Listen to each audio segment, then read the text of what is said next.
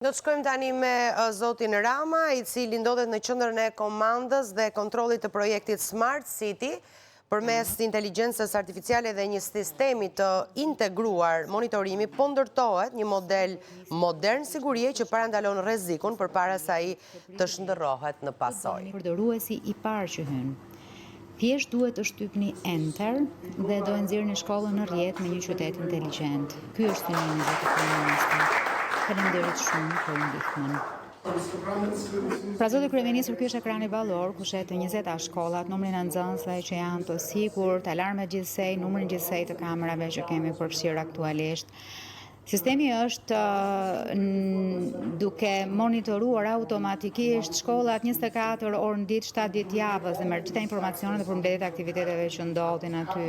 Kjo është lista e shkollave që po monitorohen dhe nëse shohim diçka me të kuqe, kjo nuk kupton që kërkon vëmendje, ndërsa e gjelbra nuk kupton që gjithë shkolla është e sigurt dhe nuk ka asnjë kërcënim madhor.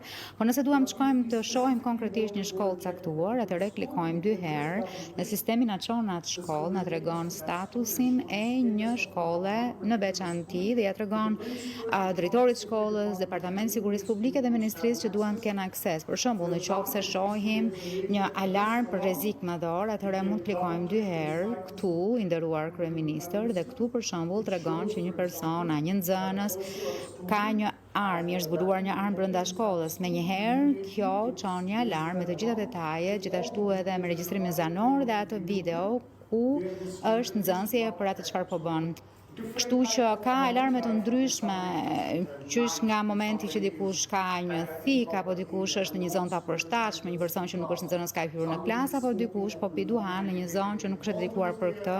Pra janë një sër algoritmesh, rreshin e 20 algoritme të tilla të inteligjencës artificiale janë zbatuar tashmë dhe ne do të vazhdojmë të shtojmë e të modifikojmë të algoritme bazuar në atë çfarë shohim drejt për drejt dhe natyrisht kjo do të administrohet automatikisht për të kuptuar se cilat janë algoritmet që funksionojnë, cila është performanca e tyre. Me shpresë në momentin që do të vazhdojmë me të 20 qytetet në mënyrë graduale për sigurinë publike dhe policinë, do të ketë akses edhe në radarët e vendit pra për trafikun në të gjithë vendet, të shkeljet apo veprat penale dhe këtu të gjitha do të shpërndahen në kohë reale. Kemi 20 shkolla, por për sigurinë publike do të kemi 150 të tilla në momentin që zbatojmë gradualisht pjesën për shkeljet apo veprat penale, po kështu edhe për trafikun rrugor. 20 shkolla. Shkollat më të frekuentuara janë bërë bashkërisht të vendosur nga policia dhe Ministria e Arsimit, duke parë numrin e nxënësve, problematika që mund të jenë atje.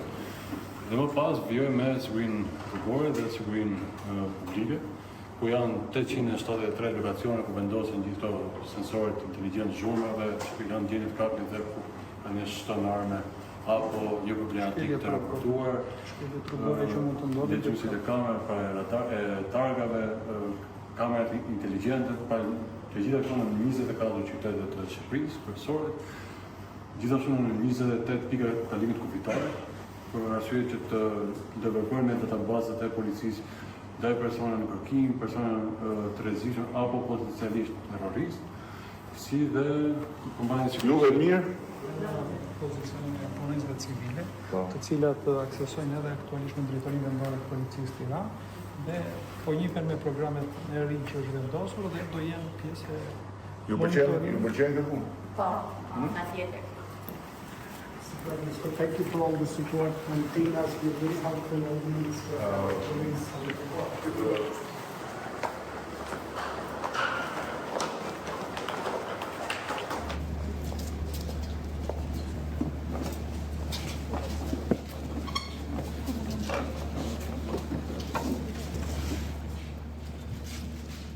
nderuar zoti kryeministër, i nderuar ministri i punëve të brendshme, e nderuar zonja ministri e Arsimit, të nderuar të pranishëm dhe kolegë. Kur projekti Smart City nisi të diskutohej për herë të parë, ai u prit me skepticizëm nga shumë kush. Hezitimet dhe pikpyetjet nuk munguan, as brenda policisë shtetit, pasi bëj fjalë për një projekt me përmasa krejtësisht të paprecedent për vendin tonë në fushën e sigurisë. Një kapërcim i madh drejt përdorimit të teknologjive të avancuara dhe një filozofie krejtësisht të re pune për strukturat tona.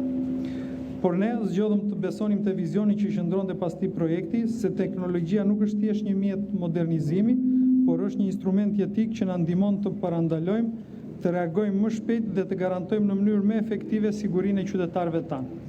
Gjatë muajve të fundit ne u angazhuam maksimalisht që Smart City të mos mbetej vetëm një ide ambicioze, por të shndrohet në një kapacitet real operacional në shërbim të sigurisë publike. Sepse ekzistojnë projekte që ndërtojnë infrastruktura, projekte që modernizojnë administrata, por ka dhe projekte që ndryshojnë rrënjësisht mënyrën se si një shtet garanton sigurinë e qytetarëve të tij. Smart City është pikërisht një projekt i tillë se prek çdo dimension të sigurisë tonë. Prek sigurinë publike, duke rritur ndjeshëm aftësinë e policisë së shtetit për të parandaluar veprimet e palishme, për të reaguar në kohë rekord ndaj çdo situate. Siguria në shkolla, duke krijuar një mjedis plotësisht të mbrojtur për nxënësit, mësuesit dhe prindrit. Mbrojtja e fëmijëve tanë është një përgjegjësi absolute që nuk pranon asnjë kompromis. Sigurinë rrugore përmes monitorimit në kohë reale të sjelljes së drejtuesve të mjeteve, evidentimit të shkeljeve dhe ndërhyrjes proaktive për të ulur rrezikun e aksidenteve dhe për të mbrojtur jetën. Luftën kundër kriminalitetit duke fuqizuar kapacitetet tona hetimore përmes teknologjisë moderne, analizës së të dhënave dhe përdorimit të informacionit inteligjent. Forcimin e kontrollit në pikat e kalimit kufitar dhe monitorimin e kufirit të gjelbër, duke rritur efektivitetin ton kundër krimit ndërkufitar, migracionit të palishëm dhe çdo veprimtarie që cënon sigurinë kombëtare. Këto nuk janë komponentë të veçuar, por janë shtyllat e një sistemi të integruar sigurie që jep policisë së shtetit një qasje më moderne, inteligjente dhe proaktive në përmbushjen e misionit të saj. Ndaj, sot e themi se ky projekt ka nisur të jap rezultatet e para konkrete, duke justifikuar plotësisht besimin dhe investimin e bërë. Për mua si drejtori i përgjithshëm i policisë së shtetit, ky projekt është një investim strategjik që përfaqëson një filozofi të re policimi, duke i dhënë policisë më shumë mundësi për të mbrojtur jetën, pronën dhe rendin publik. Por, mbi të gjitha kemi zgjedhur të investojmë te besimi i qytetarëve. Siguria nuk matet asnjëherë thjesht me statistika, por me ndjenjen e qetësisë dhe të sigurisë që çdo qytetar përjeton në lagjen e tij, në rrugë, në shkollë dhe në komunitetin ku jeton. Jam plotësisht i bindur se mbështetjen e vazhdueshme të qeverisë shqiptare dhe Ministrisë Punëve të Brendshme dhe të partnerëve tanë, projekti Smart City do zhndrohet në një model suksesi që do t'i shërbejë Shqipërisë dhe qytetarëve të saj për shumë vite me radhë. Policia e shtetit do të vijojë ta zhvillojë këtë projekt me përkushtim të plot, duke integruar teknologjinë më të fundit me profesionalizmin e punojësve tanë dhe duke bashkëpunuar ngushtë me të gjitha institucionet përgjegjëse. Çdo hap drejt modernizimit të policisë së shtetit është një hap më shumë drejt një Shqipërie të sigurt. Ju faleminderit dhe ftoj ministrin e Arsimit për të mbajtur fjalën e rastit.